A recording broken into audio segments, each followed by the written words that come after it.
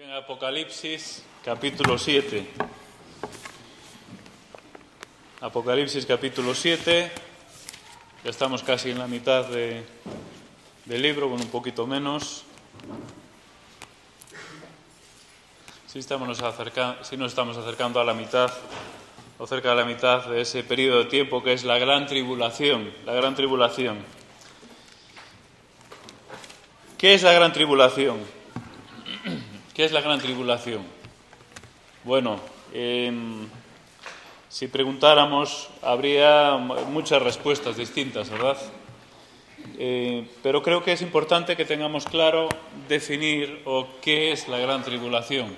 Alguien dirá, es el tiempo donde se va a manifestar el hombre de pecado. Sí, es cierto que durante la gran tribulación se va a manifestar el hombre de pecado, el diablo se va a manifestar de forma especial. Pero no es esto la gran tribulación. Esto es una consecuencia o un efecto que va a tener la gran tribulación, pero eso no es la gran tribulación. ¿Qué es, por lo tanto, la gran tribulación? Es importante que entendamos y que asumamos que la gran tribulación es un periodo de tiempo en el cual Dios interviene directamente en la tierra.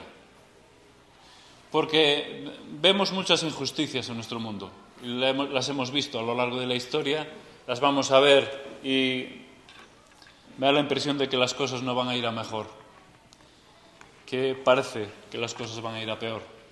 Y está claro que Dios tiene que intervenir, y cuando intervenga va a intervenir con juicio. Y va a intervenir ya en el tiempo de la historia.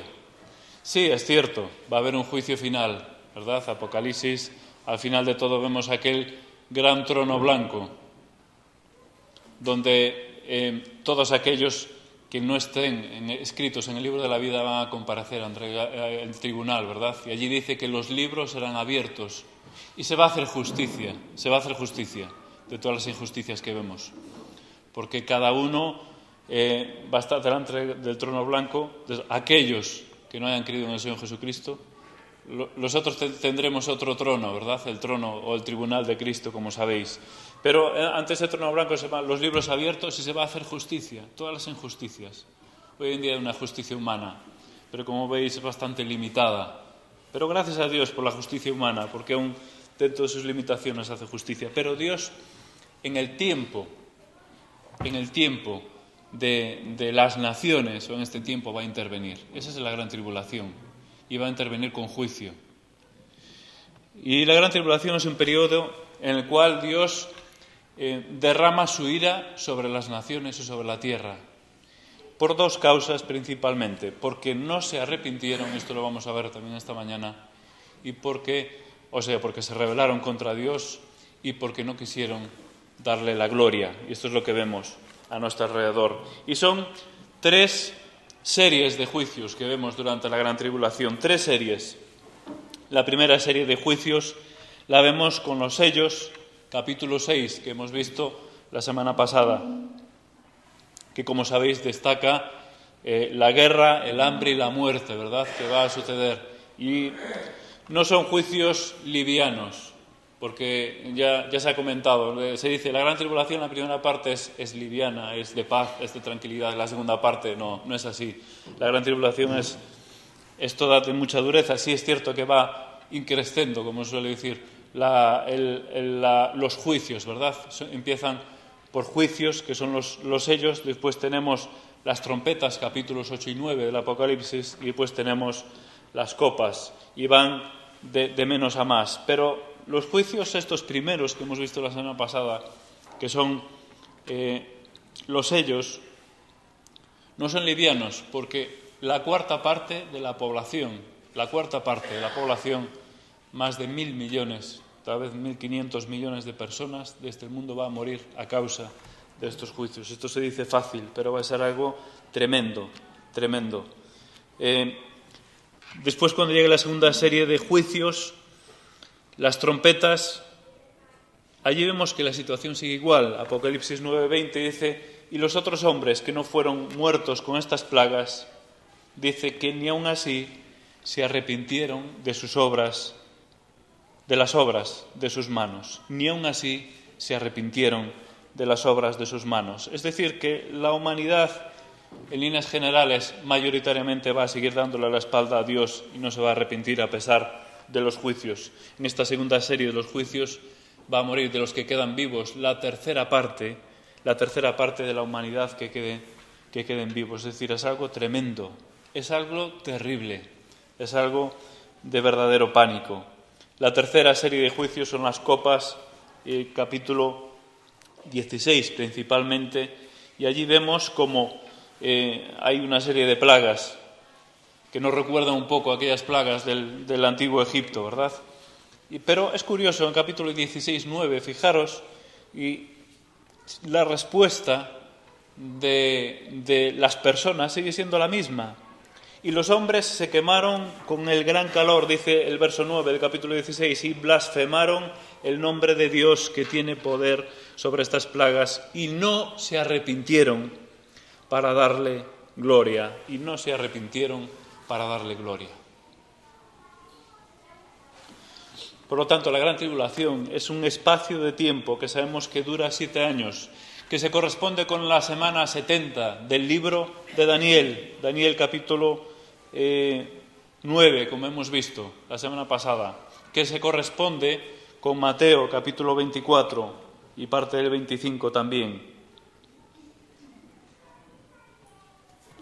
Dios podía haber barrido toda la humanidad y ejecutar el juicio, podemos, como se dice vulgarmente, de un plumazo, pero ha querido hacerlo durante este tiempo, precisamente para dar oportunidad, para que más personas vengan al conocimiento, para que más personas se convierten. Lo cierto es que durante ese periodo de tiempo, parece ser, por lo que vamos a estudiar, y especialmente en el texto de hoy, muchas personas y multitud incontable se van a convertir al Señor. Se van a convertir al Señor en este periodo de tiempo. Porque los juicios de Dios van a servir para que muchas personas se den cuenta de su rebeldía y se den cuenta de su actitud en contra de Dios, de su actitud de rebeldía y de no arrepentirse y de no querer darle la gloria a Dios y de no querer darle la gloria a Dios. Nos encontramos entonces, porque tenemos que situarnos, entre el sexto sello y el séptimo sello. Y algunos comentaristas hablan de un paréntesis. Yo no creo que sea tanto un paréntesis, sino que es la historia va bastante fluida, ¿verdad? Dejamos de mirar a la tierra, a los juicios, y en el capítulo 7 parece que hay otro cambio, ¿verdad? Otro tono en este texto. Y vamos a comenzar con el estudio del texto. El capítulo 7, verso 1, dice: después de esto, es decir, de todos los juicios de los sellos que hemos visto y estudiado la semana pasada, después de esto vi a 4 ángeles en pie sobre los 4 ángulos de la tierra, que detenían los 4 vientos de la tierra, para que no soplase viento alguno sobre la tierra, ni sobre el mar, ni sobre ningún árbol. El viento en la Escritura normalmente tiene que ver en muchos sentidos con los juicios de Dios. Y como muestra, muy rápidamente, os leo 3 textos que nos refuerzan esta idea. Jeremías 49, 36 al 38 dice: traeré sobre Elam los 4 vientos de los 4 puntos del cielo, y los aventaré a todos estos vientos, y no habrá nación a donde no vayan fugitivos de Elam. Y haré que Elam se intimide delante de sus enemigos y delante de los que buscan su vida, y traeré mal sobre ellos, y el ardor de mi ira, dice Jehová, enviaré en pos de ellos espada hasta que los acabe, y pondré mi trono en Elam y destruiré a su rey y a su príncipe, dice Jehová. Oseas 13:15 dice: aquel que fructifique entre los hermanos vendrá el solano, viento de Jehová, se levantará desde el desierto y secará su manantial, y se agotará su fuente, y sacará el tesoro de sus preciosas alhajas. En Daniel mismo, el capítulo 7, leemos: y Daniel dijo: miraba yo en mi visión de noche, y he aquí los 4 vientos del cielo combatían en el gran mar, y las 4 bestias grandes, diferentes de la una de la otra, subían del mar. Es decir, que esto de tenían los 4 vientos para que no soplase viento alguno, parece ser, o tenemos que entender que es decir, por un momento Dios para los juicios sobre la tierra, detiene los juicios sobre la tierra.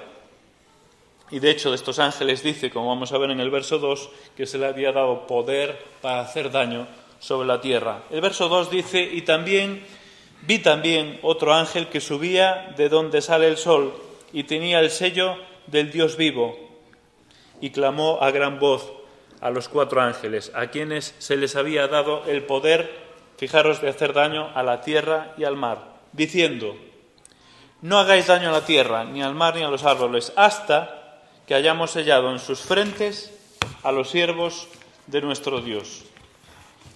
Es decir, es necesario primero sellar, dice aquí, después vamos a ver quiénes son o quién pueden ser los siervos de Dios antes de que lleguen los próximos juicios. Ahora bien, aquí surge la pregunta, ¿proteger de qué? ¿De qué tienen que ser protegidos los siervos de Dios? Muchas veces, casi inconscientemente, nos lleva a pensar que proteger del maligno, de Satanás, pero no es este lo que dice el texto. Lo que tiene que proteger y sellarlos para que no caigan los juicios de Dios sobre ellos.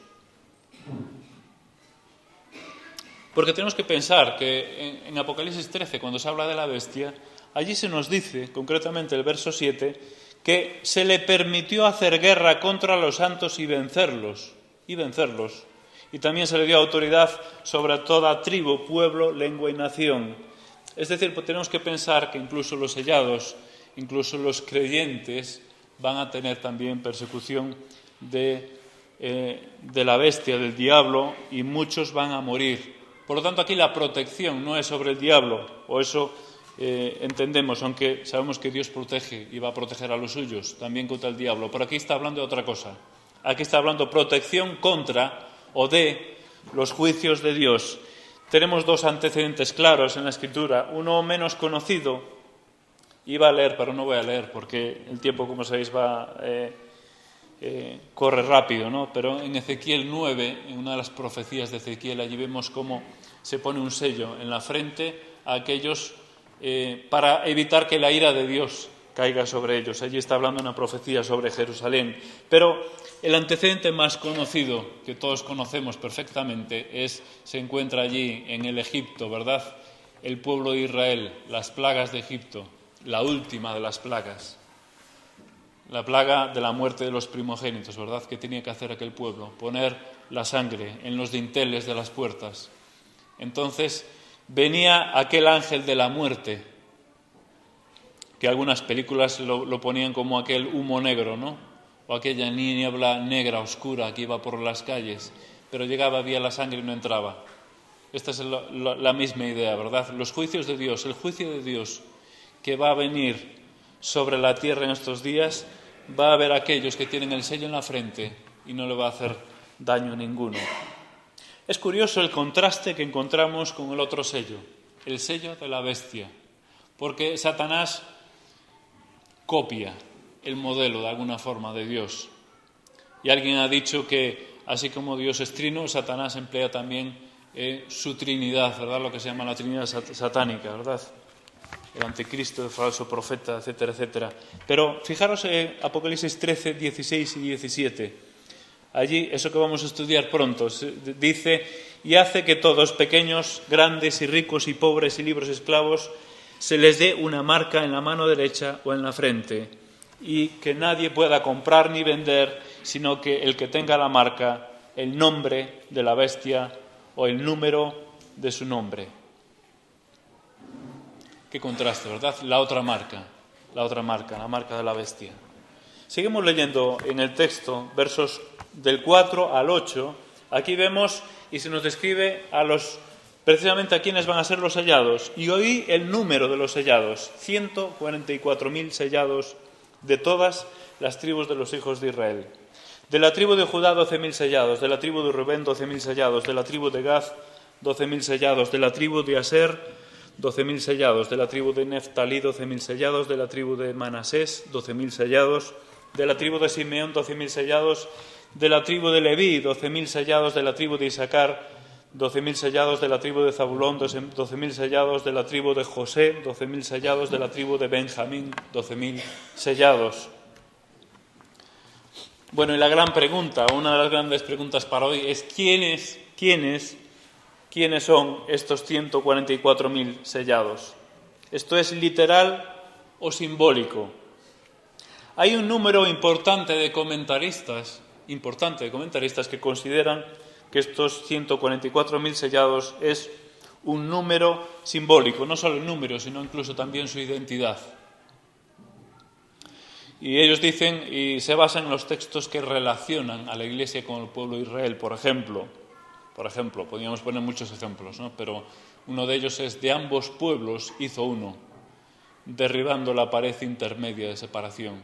Entonces ya no hay dos pueblos, hay solo uno, que es el pueblo de Dios. Entonces el pueblo de Israel y la Iglesia es lo mismo, dicen algunos comentaristas. Bueno, también otros textos, podemos pensar en Romanos, ¿verdad?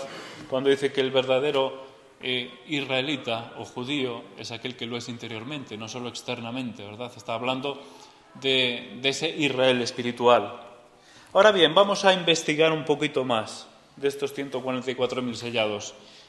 Aparece en otra parte de la Escritura y es en el mismo libro de Apocalipsis. Si nos adelantamos al capítulo 14, leemos muy brevemente los versos del 1 al 5 del capítulo 14 y allí vemos un poco más acerca de estos 144.000.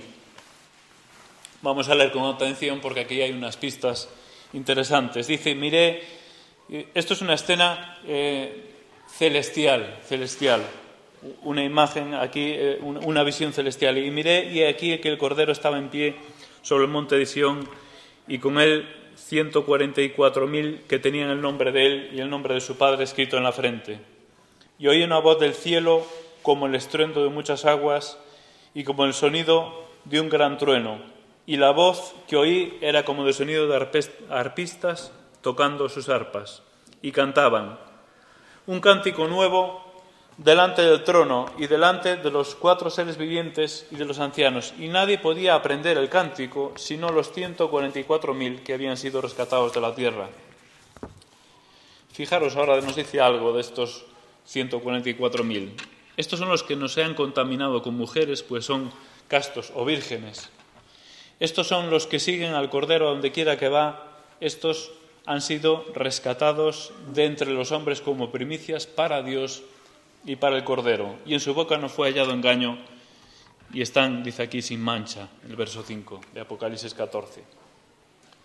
Bueno, si miramos con detalle este texto, a mí me llama la atención ver un par de cosas. En primer lugar, se nos dice que eran vírgenes. Bueno, la expresión aquí, hoy en día, en nuestra sociedad moderna, se consideraría muy desafortunada. No se han, dice aquí, contaminado con mujeres. Lógicamente, estamos hablando en otro contexto cultural, al cual en aquel momento se dirigía Juan. Pero lo que quiere decir el texto es que eran vírgenes, es decir, no habían tenido relación con mujeres. Nos hace pensar, por lo tanto, que eran varones. Y se nos dice también, fijaros, primicias. Primicia quiere decir alguien escogido. Cuando se entregan, por ejemplo, en los sacrificios, en las ofrendas, se llaman las primicias, lo mejor, lo más seleccionado del fruto. No quiere decir que fueran los mejores, pero son seleccionados. Son seleccionados, dice aquí de entre los hombres. Estos dos detalles a mí me hacen pensar que no son todos los creyentes, son una parte. Los 144.000 sellados, hay quien dice que representan a todos los creyentes en ese momento, en la gran tribulación. Por eso hay quien piensa que solo va a haber 144.000 creyentes en ese momento. Yo creo, por este texto y por estas pistas, lógicamente, si son todos castos o vírgenes, no pueden ser todos los creyentes, porque tiene que haber creyentes que no sean vírgenes, creo que es bastante evidente. Entonces, los 144.000 sellados pienso que son un grupo escogido. Y están escogidos para una misión. El texto no los dice explícitamente, pero sí implícitamente, porque se nos habla que son siervos de Dios. Por lo tanto, es obvio que si el Evangelio tiene que predicarse, aunque es cierto que más adelante, capítulo creo que también, no sé si es este capítulo 14, aquí un poco más adelante, se nos habla de que el ángel va a anunciar o va a decir el Evangelio. pero el Evangelio va a ser predicado por alguien en la tierra, y pienso, lógicamente, que tiene que ser predicado por estos 144.000 sellados. Se nos dice el texto que estos tienen el testimonio de Dios, es decir, van a dar testimonio, por lo tanto van a compartir el Evangelio. Entonces son, de entre los creyentes de ese momento, un grupo seleccionado para un ministerio concreto, los cuales se van a proteger contra los juicios de Dios.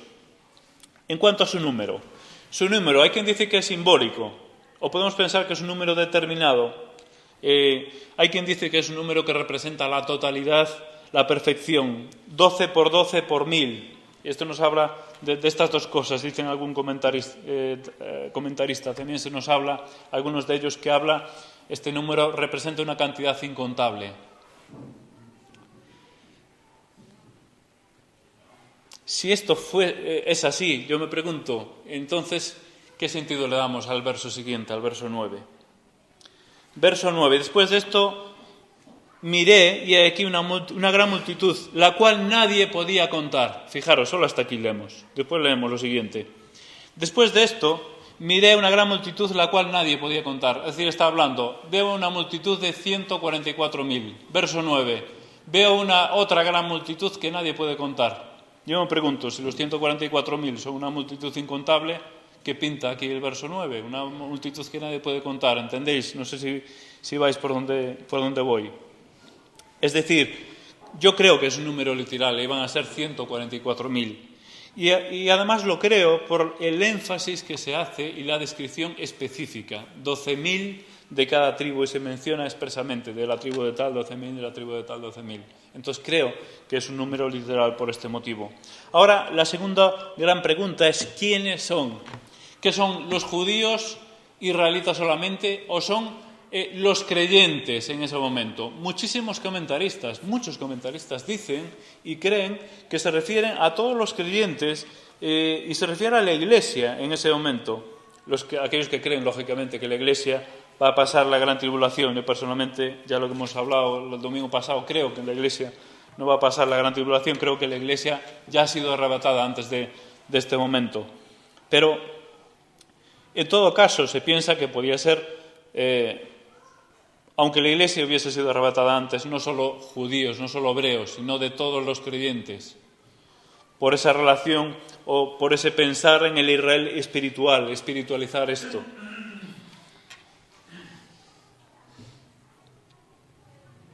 ¿Es alegórico? ¿Es simbólico? ¿O es real? ¿O es literal? ¿Cómo hemos de ver este texto?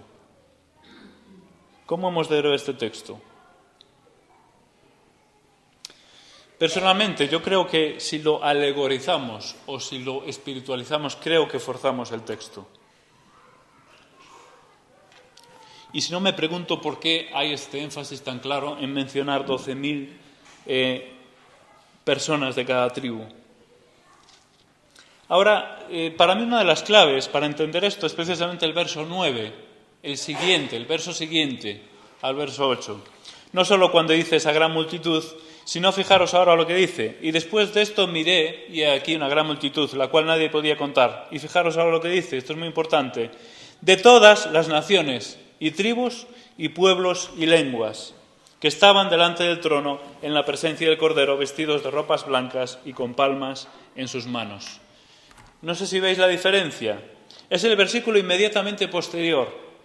Es decir, aquí el apóstol Juan está hablando y relaciona 144.000 sellados, 12.000 de todas estas tribus.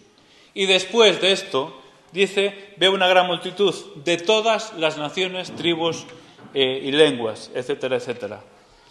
Es decir, creo que solo una interpretación coherente del texto nos hace pensar que los 144.000 sellados son literales, es decir, judíos creyentes, hebreos, y de cada tribu, 12.000 de cada tribu que se menciona aquí, los cuales Dios protege para una misión específica.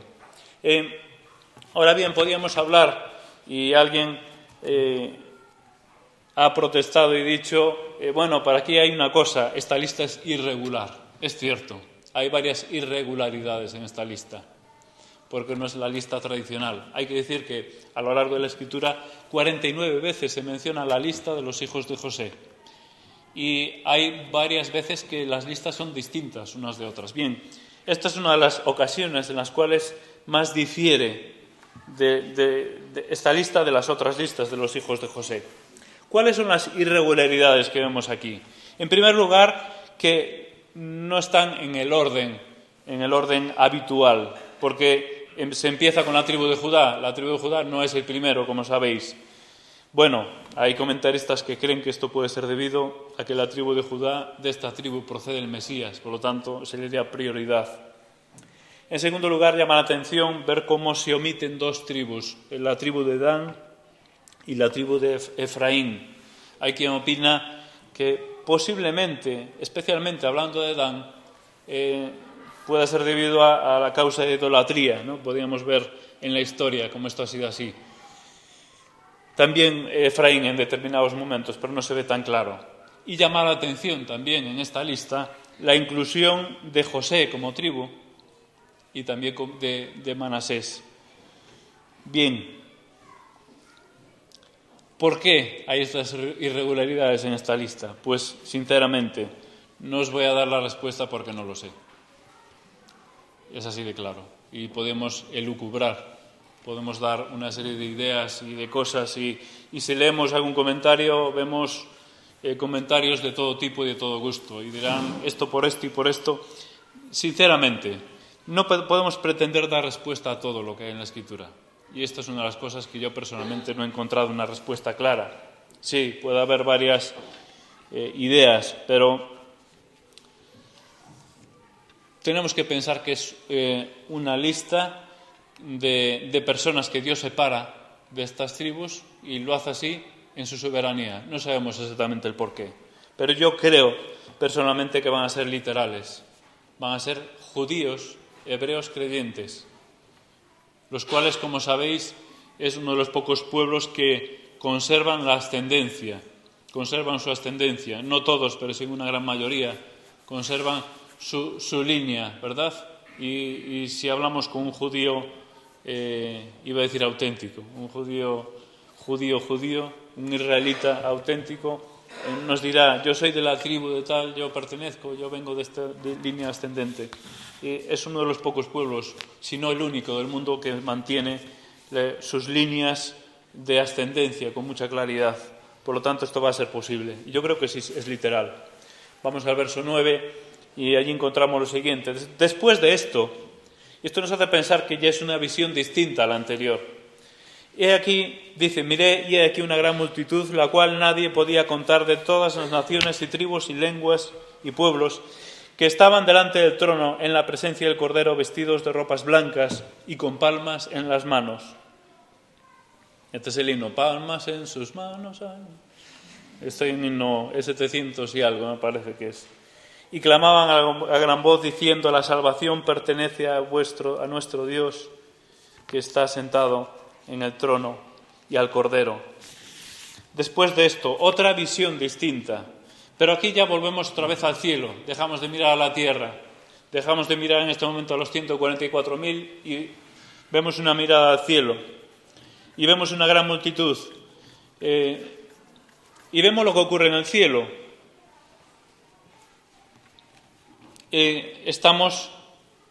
Tenemos que pensar que estamos no solo en el tiempo de lo que ocurre entre el sexto y el séptimo sello. Yo creo que no es un momento puntual, es una mirada al cielo que yo creo que abarca todo el tiempo de la gran tribulación. No podemos pensar que es todo lineal en este sentido, ¿no? Juan está mirando a los 144.000, de repente ve una visión de los cielos y una gran multitud. Yo creo que abarca un tiempo, por lo menos la segunda parte de la gran tribulación. Ahora, esta escena celestial nos recuerda mucho, ¿verdad?, a lo que ocurre en los capítulos 4 y 5, donde vemos la adoración a Dios Padre, capítulo 4, adoración al Cordero, en el capítulo 5. Es curioso, pero siempre que el Apocalipsis nos habla del cielo, nos habla solo de una cosa, adoración. Solo nos habla de dar gloria a Dios. Aquí se nos habla de una multitud de naciones con ropas blancas, es decir, obviamente que están limpios por la sangre del Cordero. Son creyentes que han sido salvados regenerados. Se nos dice que había palmas en sus manos, una obvia expresión de gozo, de alegría. Hay quien dice de victoria, pero yo creo que por lógica podemos pensar en gozo y alegría, como nos recuerdan las palmas en sus manos. ¿Y cuál era el clamor que tenía esta multitud? Se nos dice que, ¿cómo nos dice el texto? Nos dice, clamaban a voz, la salvación pertenece a nuestro Dios, que está sentado en el trono, y al Cordero. Es decir, se nos dice que gritaban y que decían que eran salvos por la gracia de Dios. Esto es lo que cantaban, lo que decían o lo que gritaban. Ahí dice el texto, no dice que cantaban, sino dice que decían en alta voz. Dice versos 11 y 12, y todos los ángeles estaban en pie alrededor del trono y de los ancianos y de los 4 seres vivientes, y se postraron sobre sus rostros delante del trono y adoraron a Dios, diciendo amén, la bendición, la gloria, la sabiduría, la acción de gracias, la honra y el poder y la fortaleza sean de nuestro Dios por los siglos de los siglos. Amén. Aquí se repite, como dije antes, capítulos 4 y 5, la misma escena, ¿verdad? Y donde vemos que toda la gloria es para Dios. Y yo creo que este es un mensaje importante, porque casi es tan evidente que lo obviamos, pero no podemos obviarlo. Pues tenemos que darle la relevancia que tiene. Es importante para nosotros y necesitamos entender que realmente la gloria solamente es de Dios. Toda la gloria es de Él. Y hemos de vivir nosotros teniendo en cuenta esto. Cada vez que se nos abre el cielo, en el Apocalipsis se nos dice que allí están dándole toda la gloria a Dios. ¿Cuál es la causa? Y esto lo vamos a ver después de la gran tribulación. ¿Cuál es la causa? El no darle la gloria a Dios. ¿Por qué Dios vino con juicio? Porque no se arrepintieron y no le dieron la gloria a Dios. Por lo tanto, nosotros los creyentes, lo primero que tenemos que hacer, lo más importante en nuestra vida, es darle la gloria a Dios. Verso 13 dice, entonces uno de los ancianos habló diciéndome, estos que están vestidos de ropas blancas, ¿quiénes son? ¿Y de dónde han venido? Y yo le dije, Señor, tú lo sabes. Él me dijo, estos son los que han salido de la gran tribulación y han lavado sus ropas y las han emblanquecido en la sangre del Cordero. ¿Quiénes son estos? Bueno, en primer lugar sabemos que han lavado sus ropas y las han emblanquecido en la sangre del Cordero, es decir, son creyentes, nacidos de nuevo, limpiados por la sangre de Cristo. Por lo tanto, ya no tienen pecado en sus vidas. Obviamente, clarísima referencia a creyentes que han sido salvados y regenerados. ¿De dónde han venido? ¿De dónde han salido? Dice el texto, o aquí podríamos pensar, ¿qué son los creyentes de todas las épocas de la historia? Yo muchas veces que tengo cantado ese himno, me tengo visto yo en esa multitud, palmas en sus manos ahí, vestidos son de gloria. ¿Son creyentes de todas las épocas de la historia? ¿Es la Iglesia redimida? Estos son, dice el texto, los que han salido de la gran tribulación. Y parece ser que este verbo, han salido, dicen los entendidos, tiene que ver o tiene un énfasis en una acción continua. Es decir, hay diferencias, si os fijáis en el texto, entre lo de han salido de la gran tribulación y han lavado y han blanqueado. Y de hecho, si os fijáis en el griego, veis cómo son términos distintos. Los términos han lavado y han blanqueado son términos ya completados, actos completados. El término este es un participio de acción continua, han salido. Se podía traducir como están saliendo o salen de la gran tribulación. La Biblia de las Américas y la Biblia de Jerusalén lo traduce, estos son los que vienen de la gran tribulación. Y la Nueva Versión Internacional lo traduce, interesante, estos son los que están saliendo de la gran tribulación.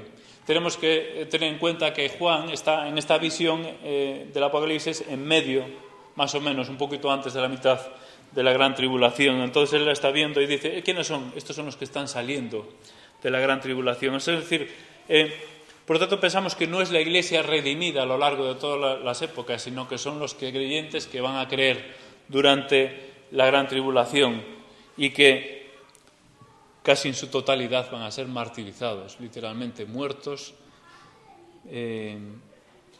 por la persecución tremenda que van a tener, como sabéis, del diablo. Y dice algo más de estas personas, versos 15 al 17, y ya con esto ya prácticamente terminamos, 5 minutos más. Por esto están, dice, delante del trono de Dios y le sirven día y noche en su templo. Y el que está sentado sobre el trono extenderá su tabernáculo sobre ellos. Ya no tendrán hambre ni sed, ni el sol caerá más sobre ellos, ni calor alguno, porque el Cordero que está en medio del trono los pastoreará y los guiará a fuentes de aguas de vida, y Dios enjugará toda lágrima de los ojos de ellos. Es interesante que dice que por esto, dice, empieza así este texto, verso 15, dice, están delante del trono. Nos indica la razón por la cual están delante del trono y por la cual les sirven. ¿Y cuál es esa razón? Porque han sido salvados, porque han sido limpiados. Y yo creo que aquí se esconde una aplicación importante para nosotros, y es pensar que lo que Dios ha hecho en nuestra vida debe ser la chispa que mueve para adorarle, que mueve para servirle, que mueve para tener una respuesta a Él. Lo que Dios hace en nuestras vidas. Desde luego tenemos que adorarle inevitablemente por lo que Él es, pero hay algo que mueve en nosotros y es precisamente cuando Él toca nuestra vida. Entonces es lo que nos mueve, la alabanza, ¿no? Dice, por esto están delante del trono. Dice, extenderá su tabernáculo sobre ellos. Literalmente podemos pensar que extenderá su tienda sobre ellos. Nos hace pensar en el cuidado, en la protección de Dios. Nos hace pensar especialmente, tal vez, en no solo cuidado y protección, sino comunión. La presencia de Dios, la relación con Dios. Dice que ya no tendrán hambre ni sed, y el sol no caerá más sobre ellos ni calor alguno. Venimos de tremendos juicios, ¿verdad? De guerras, hambres. Estas personas van a sufrir un padecimiento tremendo, indecible. Muchos creyentes van a tener que escapar o ir al desierto. Más adelante se nos habla, ¿no?, de la mujer que huye al desierto, haciendo referencia al pueblo de Israel, pero eso ya lo estudiaremos. Van a sufrir mucho, dice, ya no caerá más el sol sobre ellos. Pero con respecto al sol, hay una plaga de la última serie de juicios de Dios que habla precisamente de esto. En Apocalipsis 16:8, el cuarto ángel derramó su copa sobre el sol, al cual le fue dado quemar a los hombres con fuego. Y los hombres se quemaron con el gran calor y blasfemaron el nombre de Dios que tiene poder sobre estas plagas y no se arrepintieron para darle gloria. Es decir, que sí, expresamente en estos juicios incluye, pero aquí dice que ya no tendrán ni el sol no caerá más sobre ellos, ni calor alguno, porque el Cordero, dice, está en medio del trono, los pastoreará y los guiará a fuentes de agua de vida. El por qué nos da la razón de las bendiciones, precisamente porque es el mismo Cordero que los pastoreará y los guiará. Y dice, Dios enjugará toda lágrima de ellos. Ya no tendrán más tristeza, dolor, es decir, ya no habrá nada que produzca lloro. Si en este momento ya tenemos momentos de tristeza y dolor y tenemos momentos de llorar, no quiero pensar lo que va a ser este periodo de tiempo y lo que van a sufrir estas personas, pero tenemos que pensar la esperanza que tenemos, que habrá un momento donde no habrá motivo para llorar, sino gozo en nuestra vida. Y Dios enjugará, secará, limpiará toda lágrima de los ojos de ellos. Terminamos este capítulo 7 diciendo y recordando por qué vienen los juicios de Dios, por qué lo de la gran tribulación, por qué la ira de Dios que nos cuesta tanto entender y mucho más explicar. ¿Por qué? Si Dios es misericordioso, si Dios es todo amor, lento para la ira y grande en misericordia, ¿por qué estos tremendos y terribles juicios? Pues el texto del Apocalipsis lo dice en muchísimas ocasiones. Yo he mencionado ya por lo menos 2 veces uno. 16:9 dice que y no se arrepintieron para darle la gloria. Este es el motivo.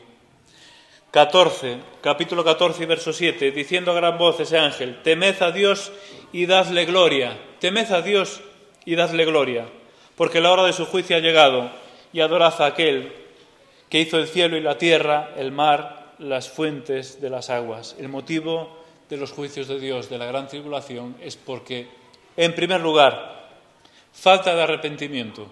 No se arrepintieron, reconocer el pecado. Y esto me lleva irremediablemente a pensar a la advertencia tremenda que tenemos en el capítulo 3, el último de los mensajes a las iglesias. La iglesia que vemos allí en el capítulo 3 y 19, la iglesia de la Odisea: sé pues celoso y arrepiéntete. Sé pues celoso y arrepiéntete. He aquí, yo estoy a la puerta y llamo. Si alguno oye mi voz y abre la puerta, entraré a él y cenaré con él y él conmigo. Nosotros, desde esta perspectiva, ¿qué podemos hacer? Sabiendo que viene la gran tribulación, sabiendo que vienen los juicios de Dios, nosotros lo que tenemos que hacer es arrepentirnos. Esto es un llamado al arrepentimiento, con todas sus consecuencias. Obviamente, pensando especialmente en aquellos que todavía no creen, pero también los que creemos necesitamos arrepentirnos, tal vez, de muchos aspectos en nuestra vida. Y en segundo lugar, y con esto terminamos, no solo vienen estos juicios por no haberse arrepentido, por vivir en rebeldía, sino por no darle la gloria a Dios. Y esto es lo que más se menciona posiblemente en el Apocalipsis como motivo de los juicios. No se arrepintieron para darle la gloria. Temed a Dios y dadle la gloria.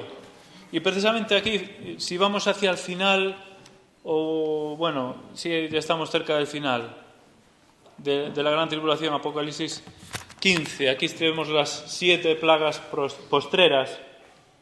Dice el verso 4: ¿quién no temerá? ¿Quién no te temerá, oh Señor, y glorificará tu nombre? Pues solo tú eres santo, por lo cual todas las naciones vendrán y te adorarán. Porque tus juicios se han manifestado. Fijaros, porque tus juicios se han manifestado. El problema de la humanidad y de las personas es que no han querido darle la gloria a Dios. Este es el gran mal. Y el motivo de la gran tribulación es precisamente por esto. No solo por no arrepentirse, sino por no querer darle la gloria a Dios. Y el texto nos dice, y esto es lo triste, que aún a pesar de todo, dice que van a blasfemar contra Dios. Y aun cuando el sol esté cayendo sobre ellos, van a blasfemar, pero no se van a arrepentir contra Dios. Y terminamos con un texto que yo creo que sí va dirigido a nosotros y que es un texto es un mandamiento para nosotros importante. Yo no sé si lo habéis hecho alguna vez, yo no lo tengo hecho mucho. Lucas 21:36, cuando Jesús está hablando de estas cosas, les dice a sus discípulos lo siguiente: velad pues en todo tiempo, orando. Fijaros lo que dice: para que seáis tenidos por dignos de escapar de todas estas cosas que vendrán y de estar en pie delante del Hijo del Hombre. Velad pues en todo tiempo, orando, que seáis tenidos por dignos de escapar de todas estas cosas que vendrán y de estar en pie delante del Hijo del Hombre. Nosotros, la Iglesia, yo pienso que por la misericordia de Dios y porque no ha sido rebelde a Dios y porque no ha blasfemado contra Dios, pienso que no va a pasar la gran tribulación. Pero este texto nos dice: velad que seáis tenidos por dignos de escapar de todas estas cosas que vendrán. Y yo me pregunto, ¿cuántas veces has velado y has orado en todo tiempo pidiendo al Señor que sea digno de escapar? Y desde luego sabemos que digno solo hay uno, pero aunque solo digno hay uno, que es el Señor, como también lo vemos y lo hemos estudiado en el Apocalipsis, solo uno digno, ¿verdad? Pero nosotros también tenemos que, de alguna forma, manifestar en nuestra vida, en nuestra vivencia, en nuestra creencia, una dignidad. Y que cuando llegue el Señor, como dice Tesalonicenses, no nos marchemos o no nos alejemos de Él avergonzados, sino que seamos tenidos por dignos cuando llegue de Él y podamos estar en pie, no derrumbados, no caídos, sino en pie. Pero para eso necesitamos orar, y esta es una de las aplicaciones o lecciones en esta mañana para nosotros. Arrepentirnos, darle gloria a Dios y velar. Y orar que seamos tenidos por dignos de escapar de estas cosas. Que el Señor nos bendiga. Nos despedimos con una oración hasta la tarde. Que nos vemos aquí a las 7. Me gustará veros a todos aquí. Estará nuestro hermano Guillermo, como sabéis. Terminamos con una oración. Te damos gracias, Señor, porque tu palabra es preciosa y es para nosotros a veces tremenda, porque tenemos que reconocer que nos asusta un poco. Viendo lo que va a venir sobre esta tierra y aún reconocer que aún hay tantas cosas que no entendemos. Pero te damos gracias, Señor, porque aún en todos estos juicios tú demuestras que eres un Dios de misericordia. Y aún en estos juicios muchas personas van a venir al conocimiento de la verdad y te van a conocer y van a creer. Gracias, Señor, porque nos has permitido tener tu palabra. Nos has permitido entender que tú vas a intervenir. Entender que tú vas a reinar sobre esta tierra. Gracias, Señor, porque tenemos la esperanza gloriosa de estar un día contigo, disfrutando de tu presencia, cara a cara. No sabemos lo que es, pero imaginamos un poco lo que puede ser y es algo precioso y maravilloso. Te pido que nos ayudes a disfrutar, a anticiparnos a esta esperanza preciosa que tenemos. Despídenos ahora con tu paz y con tu bendición. Y ayúdanos a velar y orar en todo tiempo, para que seamos tenidos por dignos de escapar de estas cosas que vendrán. Te pedimos todo esto en el bendito nombre del Señor Jesús. Amén.